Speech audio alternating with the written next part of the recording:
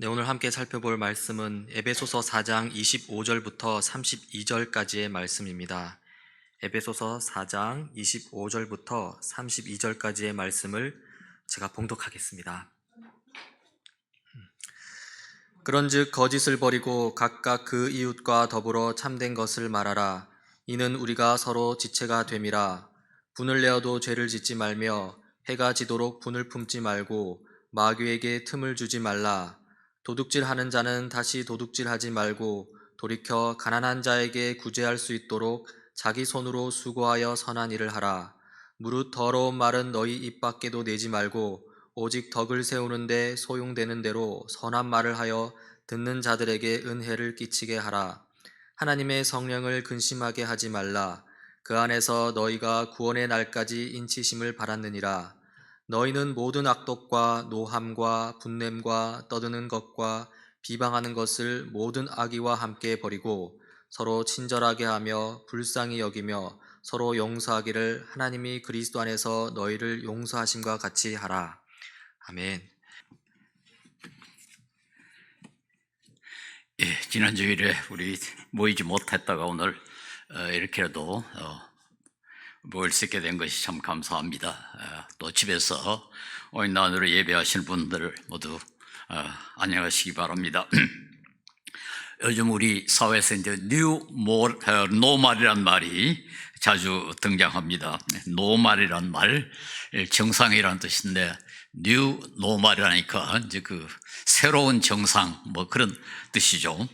코로나19 때문에 이제까지 그 우리 몸에 익숙했던 그런 삶의 방식이 이제 바꿔져 가지고 이제는 마스크를 껴야 되고 몇 사람 이상 같이 모이지 못하고 이런 등등의 그런 생활 방식이 이루어져서 이제 비정상적인 그런 그 생활을 하고 있습니다. 에브노멀이죠.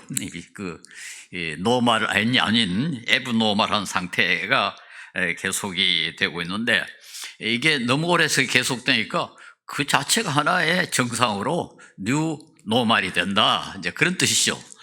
노멀이라는 건 정상적이고 에브노멀은 비정상적이고 뉴 노멀은 이제 새로운 정상이라 이제 그런 뜻이 되겠습니다. 물론 이제 그 뉴 노멀이란 말이 뉴 노멀의 그 상황이 어떤 것인가에 대해서는 여러 가지 그 모습이 있겠지만은 이제 가장 대표적인 것이 그 비대면 인간관계입니다. 즉 얼굴을 서로 대해서 우리가 이제까지 그렇게 생활했는데 이제 그 비대면 생활 방식 이게 가장 중요한 그런 특색이라고 말할 수가 있겠습니다. 근데 코로나19라는 게 이게 그 사람과 사람 사이에 전염이 돼가지고 이제 문제가 되니까 사람과 사람이 서로 그 직접 만나지 않도록 할 그럴 수밖에 없죠. 이게 이제 그 상황이 요구하기 때문에 어쩔 수가 없게 되었습니다. 이제 그렇게 되니까 거기서 여러 가지 문제가 생깁니다. 이제 재택근무, 안 만날 나니까 뭐 재택근무를 하라. 그 다음에 이제 가게에 직접 가지 않고 전자상거래를 하게 되죠. 그래, 전자상거래를 하게 되니까 결국은 또 이 택배가 아주 활성화되는 그런 상황이 되고요.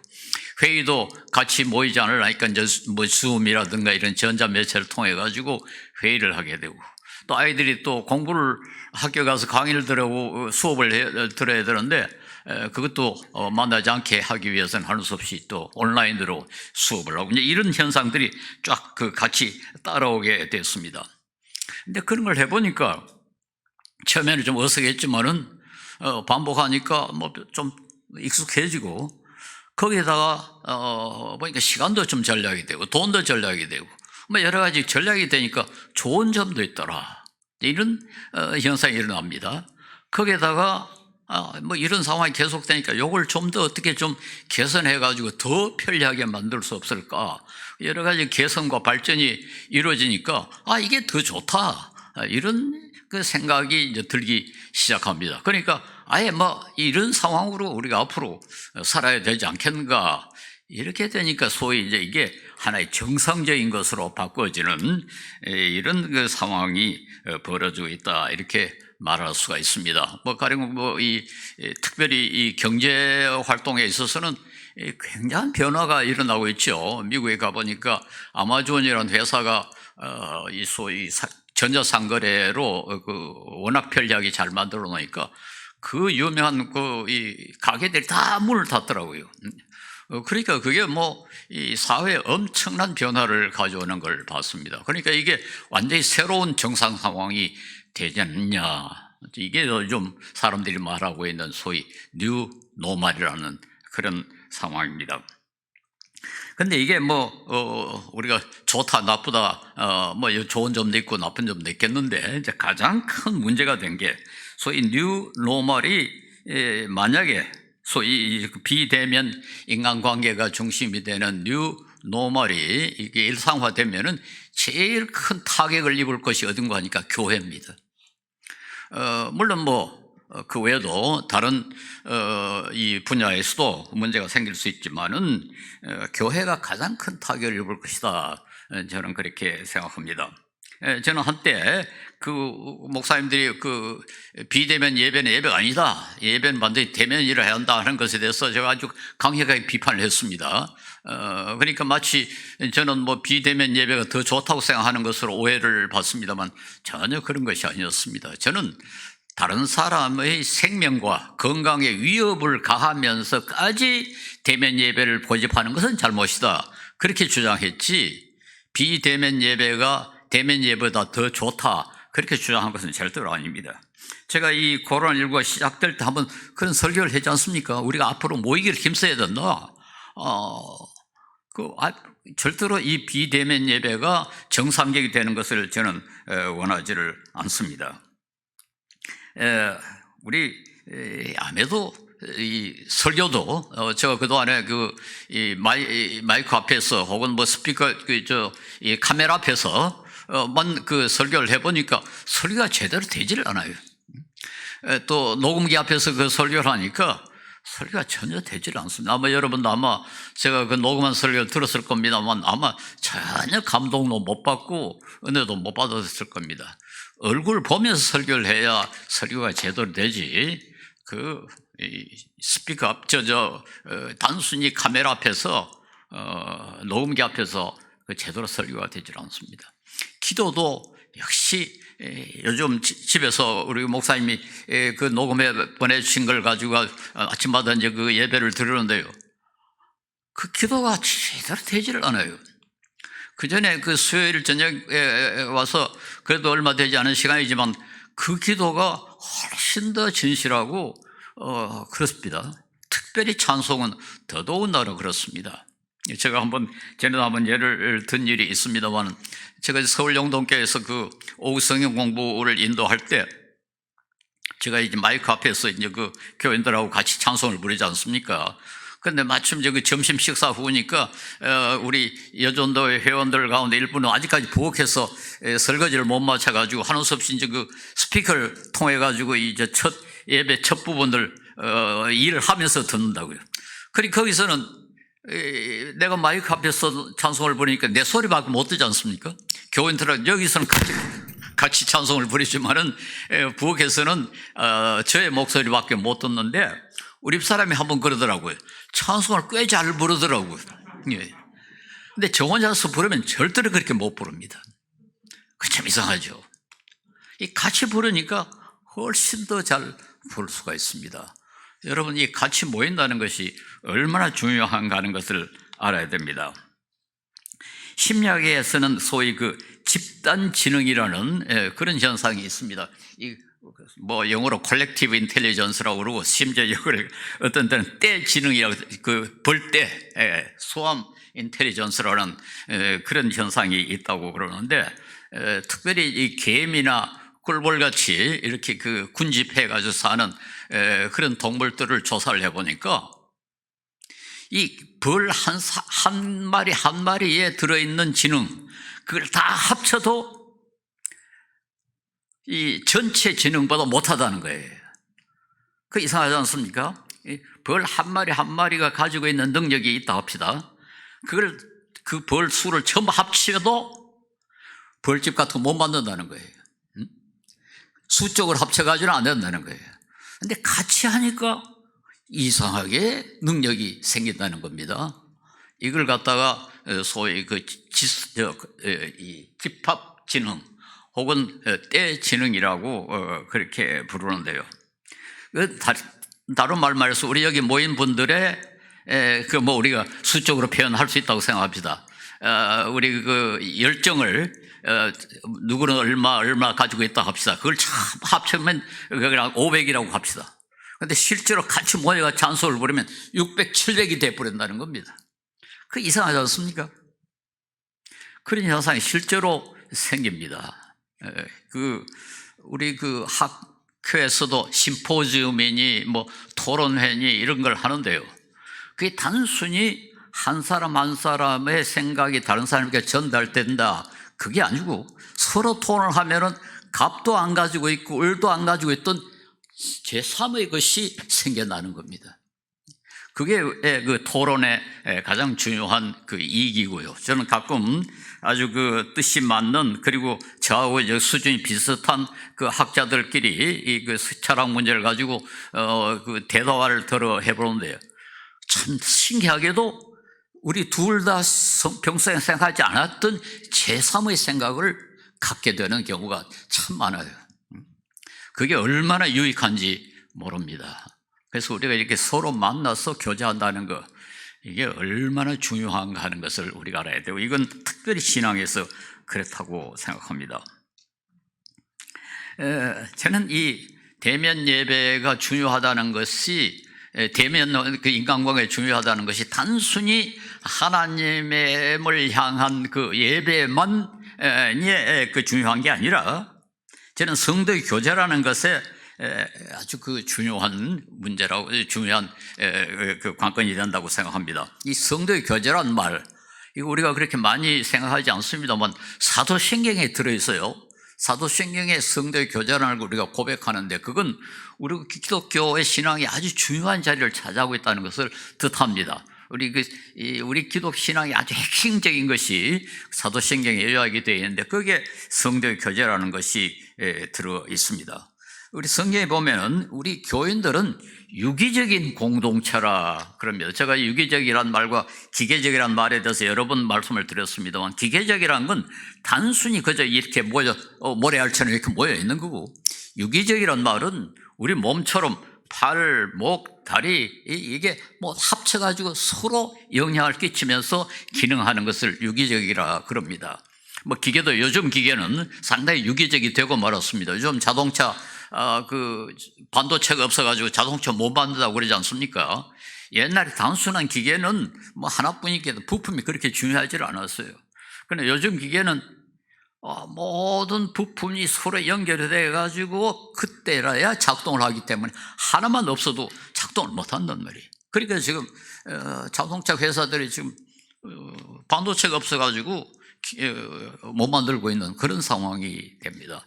이 유기체라는 것이 그런 특징을 가지고 있는데, 교회는, 성도의 교제는 바로 유기적인 집합지에서 일어나는 현상입니다. 그래서 에베소서 4장 11절에서 13절에 이렇게 되어 있습니다.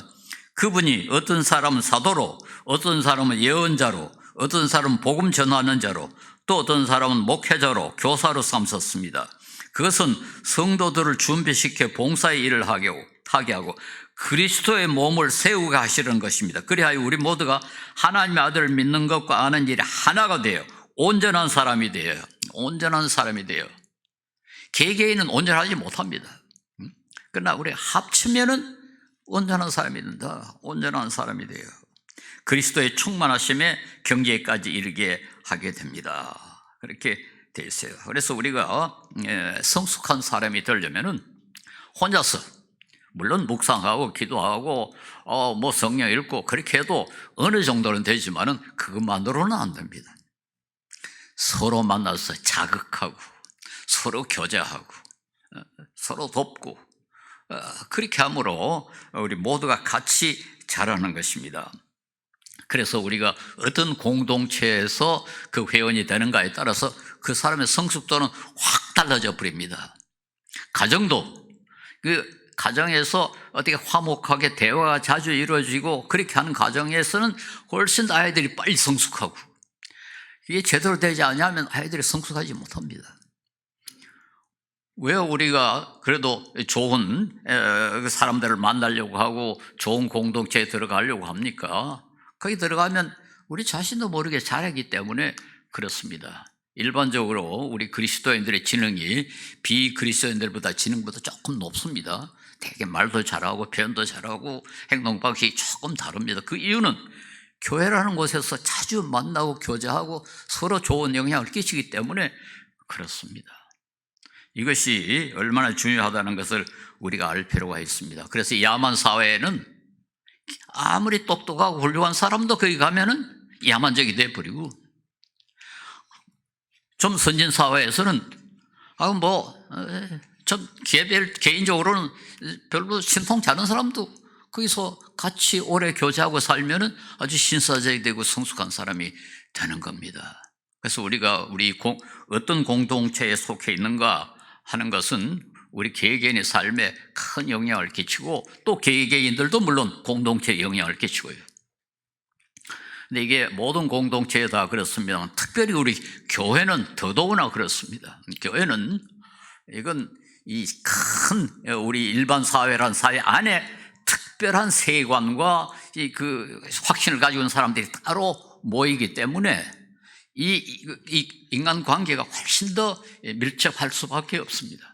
그렇기 때문에 상호의 영향은 훨씬 더 큽니다. 그래서 우리가 어떤 교회에 다니는가 사실은 중요합니다. 저도 아무 교회나 다니라 그러긴 합니다만, 그런데도 불구하고 사실은 교회 잘 선택해야 됩니다. 잘못된 교회에 들어가면은 결국 자기 신앙도 손해를 보고 인격적 성숙도 뒤진다 하는 것을 알 필요가 있습니다.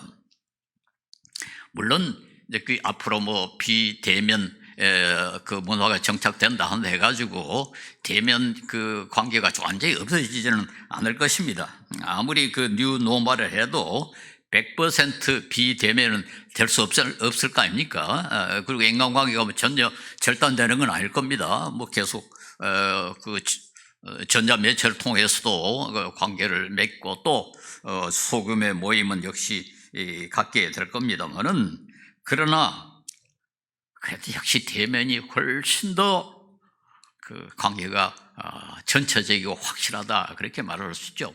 성경에 얼굴과 얼굴을 대하여 본다, 그 말이 우연히 생겼겠습니까?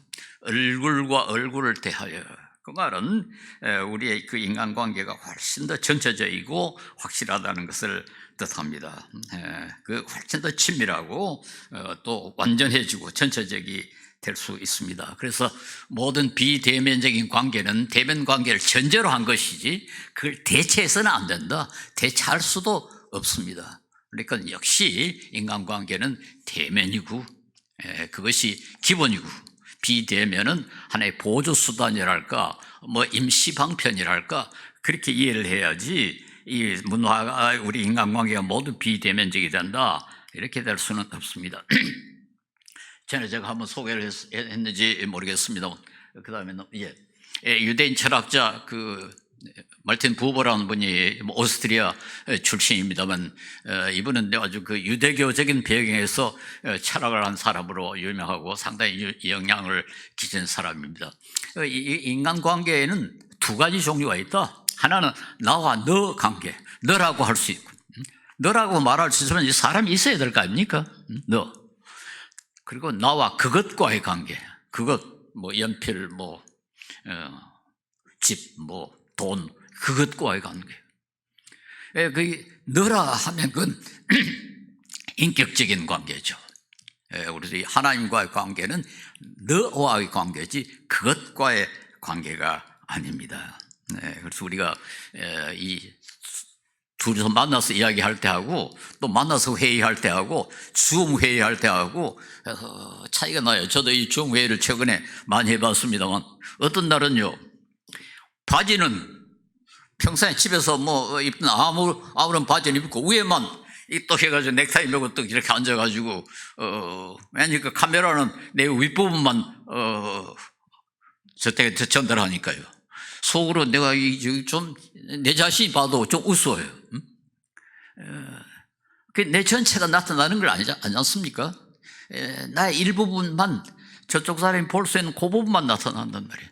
그러니까 그 교제가 진실될 수가 없죠. 역시 인간관계는 대면이라야 된다, 이렇게 강조하고 싶습니다. 특별히 우리 기독교는 그렇습니다. 우리는 우리 하나님은 인격적이라 그렇게 말하는데요. 다음 넘어져. 인격적이라. 이 인격적이라는 말이 사실은 옛날에 우리나라 말에 없었던 단어입니다. 이게 좀 서양말을 번역한 겁니다. 그게 서양말의 그 person이라는 단어를 번역을 한 건데, 이 person이라는 것, 그 말은 이 헬라 말에 프로소폰이라는 단어에서 나왔다고 그래요. 근데 프로소폰이라는 말은 얼굴이라는 걸 뜻합니다. 얼굴. 마스크 얼굴을 뜻해요. 인격이란 말은 얼굴과 얼굴을 대하여. 그래서 우리 하나님은 유일하게 인격적인 하나님입니다. 추상적인 무슨 우주의 법칙이라든가 그저 무슨 절대자 그런 것이 아니라 그 감정을 가지고 의지를 가지고 얼굴을 가진 인격체입니다. 그래서 우리 기독교는 하나님을 당신이라고 말할 수가 있습니다. 당신. 그러나 우주의 법칙, 이성 이런 건 당신이라고 말할 수 없잖아요. 그것이죠, 그거. 그래서 우리 기독교에서는 이 인격적인 관계가 아주 중요하고, 그런 하나님을 섬기는 우리는 우리끼리의 관계도 인격적이라야 된다. 즉 얼굴과 얼굴을 만나서 교제해야 된다 하는 것을 말해주고 있습니다. 그래서 앞으로 아무리 그 비대면 문화가 정착이 되더라도 저는 교회는 대면 관계를 유지해야 된다고 생각합니다. 그리고 비대면 그 관계가 많이 이루어지면 시간이 좀 많이 절약이 되겠죠. 그렇게 그 시간, 대부분의 사람들은 여행 가고 놀러 다니는데 아마 사용하지 않겠나 싶은데요. 저는 교회는 그 시간 이용해서 이제는 좀 더 자주 만나고 좀 더 같이 봉사하고 그렇게 해야 되지 않나. 지금부터 저는 준비해야 된다고 생각합니다. 쾌락에 사용하기보다는 봉사에 사용하고 서로 만나서 즐기는 것, 이것에 좀 더 관심을 써야 되고, 저는 우리 교회, 우리 지도자 여러분은 앞으로 우리 교회가 어떻게 하면 이 시간을 이렇게 가장 서로 만나서 교제하는 그쪽으로 사용할 수 있을까 한번 연구를 해 주시면 좋겠습니다. 저는 우리 장애인들을 위한 김장 만드는 것, 그 모임에 제가 참석을 해보면요, 우리 성도들이 그날을 가장 좋아하는 것 같아요. 아주 출석률도 아주 높고 아주 즐거워하는 것 같습니다. 얼마나 멋집니까? 서울 영동교회에서는 그 바자를 수십 년간 아주 잘하고 있는데, 우리나라에서 가장 바자를 잘하는 교회가 서울 영동교회입니다. 항상 어려운 사람 혹은 선교를 위해서 바자를 하는데, 그날은 큰 잔치날입니다. 모든 교인들이 다 그날 와가지고 열심히 거기에 참여하고, 그것이 교회를 얼마나 튼튼하게 만들고 강하게 만드는지 몰라요. 저는 우리 다니엘 새시대 교회의 그 가장 큰 잔치날이 바로 김장하는, 장애인을 위한 김장 담그는 날이라고 생각하는데요. 그런 것을 좀 더 연구해가지고 자주 만나는 그런 기회를 가졌으면 좋겠다고 생각합니다.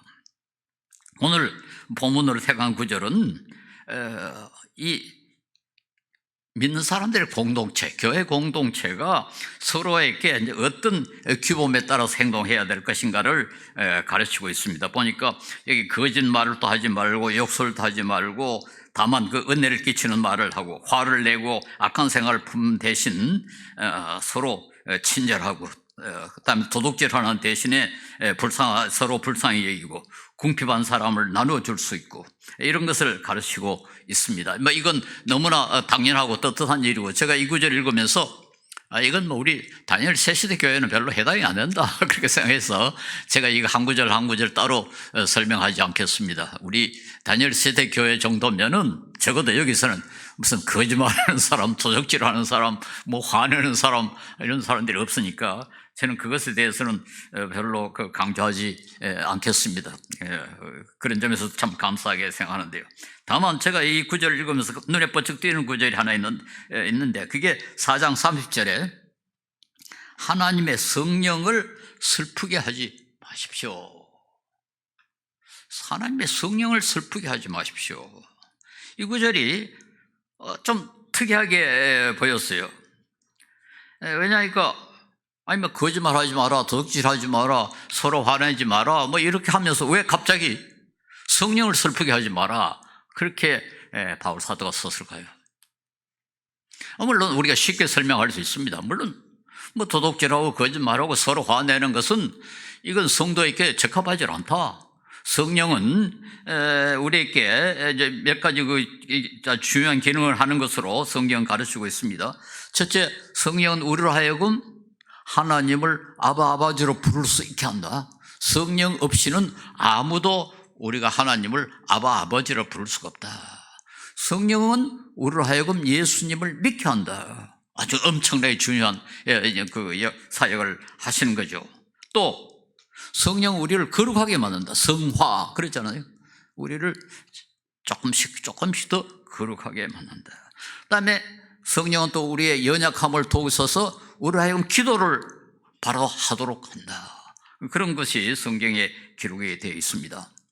이 성령은 우리를 거룩하게 하시기 때문에 뭐 거짓말하고 도둑질하고 화를 내고 이건 거룩하게 되는 것이 어긋난다. 그러니까 거짓말하고 도둑질하고 화를 내면은 이건 성령을 화나게 만든다, 슬프게 한다. 뭐 이렇게 쉽게 설명할 수가 있습니다. 저는 뭐 그게 잘못된 해석이라고 생각하지 않습니다. 그러나 그보다는 조금 더 위에 오늘 본문에 들어있지 않습니다. 4장 3절에 보면은 이런 말씀이 있어요. 여러분은 성령이 여러분을 평화의 띠로 묶어서 하나가 되게 해 주신 것을 힘써 지키십시오. 이렇게 성령의 또 하나의 그 아주 중요한 기능을 이야기하고 있는데 그게 뭔가 하니까 하나가 되는, 우리를 묶어가지고 성도들이 하나가 되게 하는 그것을 역술님 지키라. 이게 저는 오늘 본문과 서로 관계가 되어 있다고 생각합니다. 즉 우리가 서로 화내고 도둑질하고 거짓말하고 그럼 하나 되지를 못한다. 하나 되게 하는데 방해가 된다. 그러므로 그렇게 하는 것은 성령을 슬프게 하는 거다. 그렇게 이해할 수가 있겠습니다.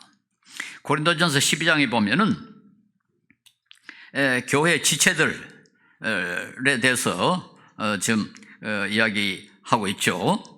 거기 보면은 우리 성령께서 교회에게 이제 은사를 주시는데 어떤 사람에게 예언, 어떤 사람은 방언, 신유, 영분별 이런 그 은사를 주시는데 이걸 모두 뭐라고 부릅니까? 성령의 은사라 그렇게 부르죠.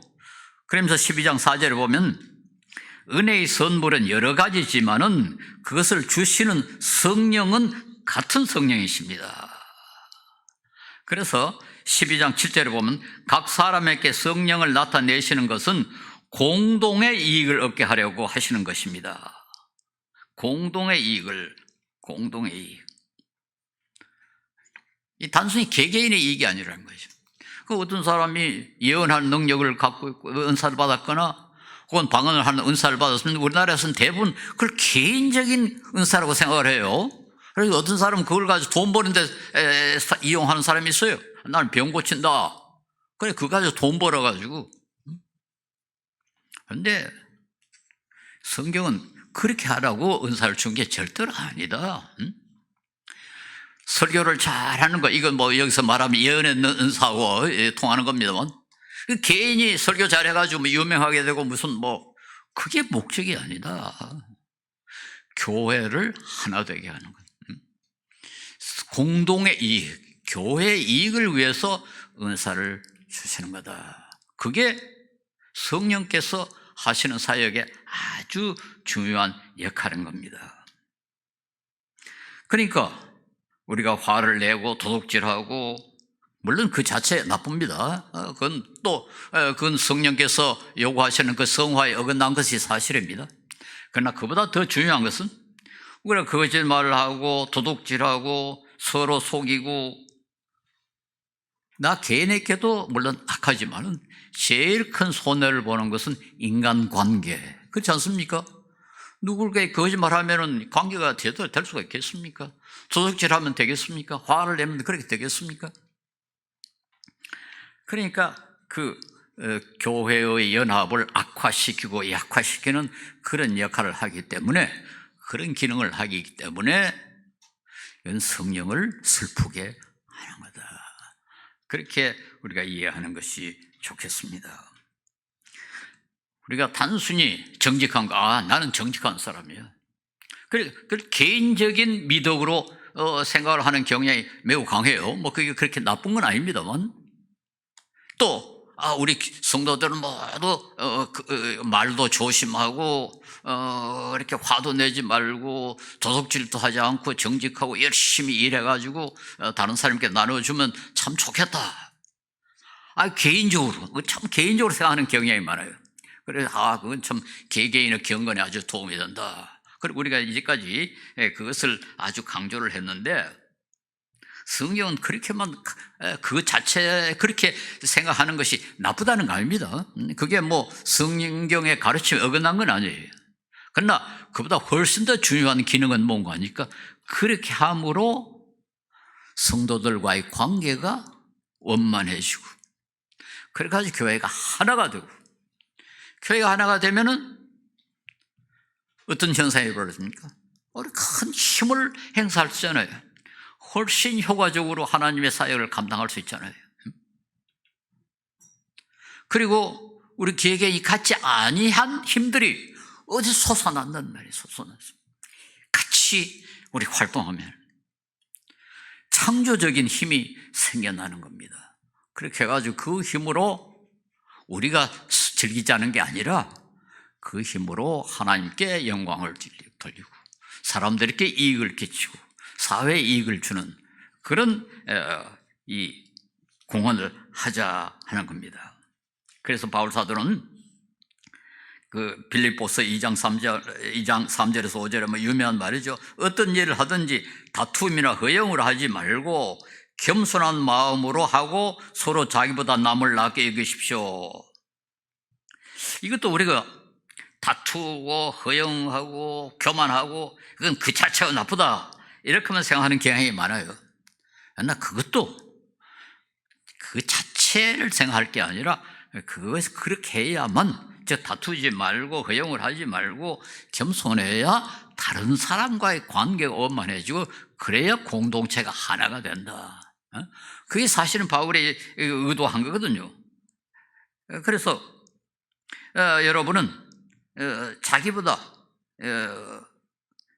서로 자기보다 남을 낮게 여기십시오. 또한 여러분은 자기 일만 돌아보지 말고 서로 다른 사람의 일도 돌아보아 주십시오. 여러분은 이런 태도를 가지고 가지십시오. 그것은 곧 그리스도 예수께서 보여주신 모범입니다 하고는 2절에 보면은, 여러분은 같은 생각을 품고 같은 사랑을 가지고 뜻을 합하여 한 마음이 되어서 나의 기쁨이 넘치게 해 주십시오. 이것도 우리가 단순히 교인들이 한 사람 한 사람이 이렇게 성숙한 교인이 되니까 얼마나 좋으냐, 그러니까 그걸 가르친 바울 사도의 마음이 기쁠 것이다, 그렇게만 생각할 것이 아니라, 그렇게 함으로 교회가 하나가 돼요. 교회가 하나가 돼가지고 한 몸이 돼서 하나님의 사역을 올바로 감당할 수 있다. 그것이 바울 사도의 마음을 기쁘게 한다, 그렇게 이해할 수 있고, 그것이 바로 성령을 기쁘게 하는 겁니다. 즉 그렇지 못하면 성령을 슬프게 하는 것이다, 이렇게 우리가 이해를 해야 되겠습니다.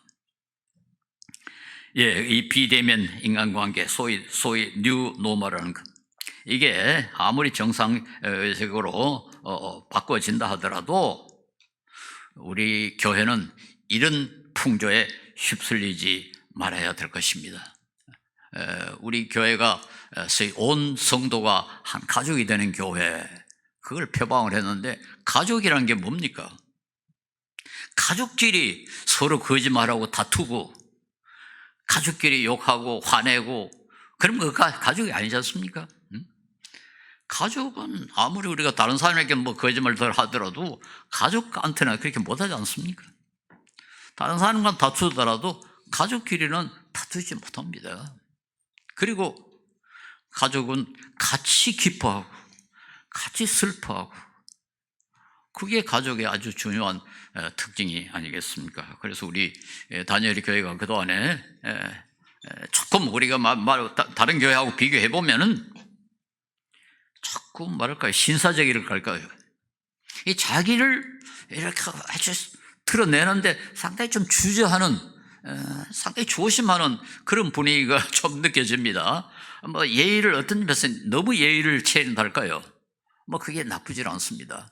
근데 예의를 너무 체리다가 인간관계가 조금 거리가 생겨나는, 그래서 아주 그렇지 않습니까? 우리가 뭐 어떤 사람하고 관계할 때는 터놓고 뭐 욕을 하고 농담하고 그렇게 못하고 아주 공손하게 원칙적으로 아주 예의 바른 말만 하고 이렇게 교제하는 경우가 있고, 아주 친한 친구들끼리는 야, 이 새끼, 그리고 욕을 하고 그러면서 친하게 지난단 말이에요.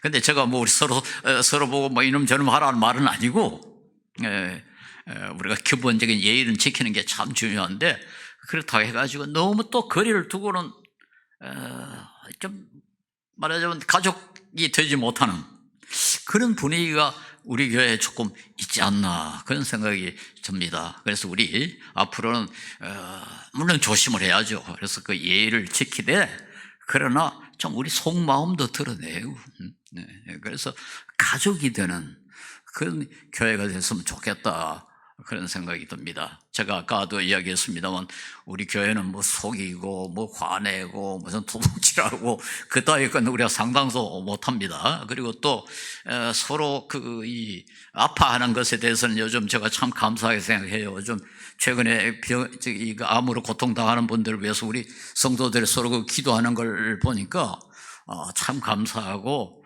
모두 같이 그렇게 관심을 써주신다는 것에 대해서는 참 감사합니다만, 저는 한 가지 이것도 좀 했으면 좋겠다. 같이 기뻐하는 것도 좀 같이 했으면 좋겠다.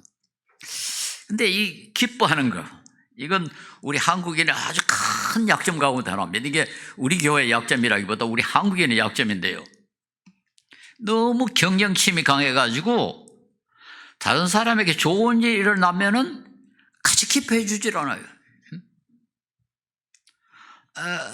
질투해요. 시기해요. 이게 뭐 모든 인간에게 다 비슷합니다. 그러나 우리 한국인이 조금 심합니다. 그래서 저는 우리 교회는 이것도 좀 바꿨으면 좋겠다.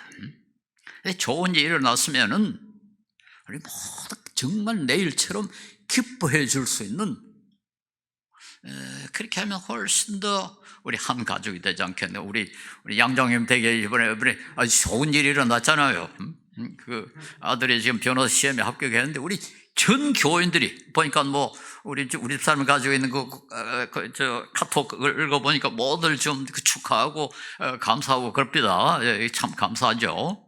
이제 앞으로 그런 일들, 좋은 일이 있으면 이야기하세요. 그리고 우리 모두가 다 기뻐하고 같이 축하하고 즐거워했으면 참 좋겠습니다. 제가 이 개인적인 이야기입니다. 며칠 전에 제 친구 하나가 철학하는 친구인데, 아들도 철학을 해가지고 아들이 이제 서울대학 교수가 됐어요.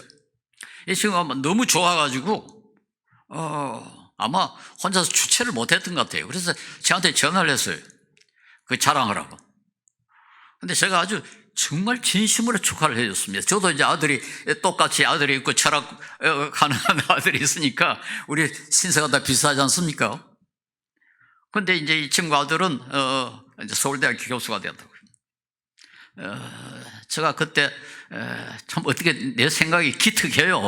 어떻게 그랬는지 하여튼 진심으로 기뻐하는, 같이 축하하는 그런 모습이 보였고, 내가 뭐 짐짓한 건 아니고 어떻게 한다고 참 잘 됐다고 아주 여러 말로 축하를 하고 그렇게 했더니 이 친구가 말이죠. 그것에 또 더 기분이 좋은 거예요. 자랑도 했지만은, 좋아서 자랑도 했지만은, 내가 같이 기뻐해 주는 것에 굉장히 흥분이 돼가지고 그렇게 좋아하더라고요. 우리 그런 것도 우리 한국인이 그걸 하기가 그렇게 쉽지는 않습니다만은 우리 의식적으로 노력을 합시다. 그러니까 우리가 결과적으로 보면은 우리 같이 기뻐하는 것이 우리에게 이익이 돼요. 그렇지 않습니까? 다른 사람이 잘 되면은 그게 나에게 해가 되는 게 아니고 그 사람이 우리 사회에 더 크게 공헌을 해가지고 결국 우리가 간접적으로 덕이 되고, 그러니까 아무 집 아들이 잘 돼가지고 일을 잘했으면 그 아이가 일을 잘했으면 결국 우리 아이도 또 나중에 덕을 볼 거 아닙니까?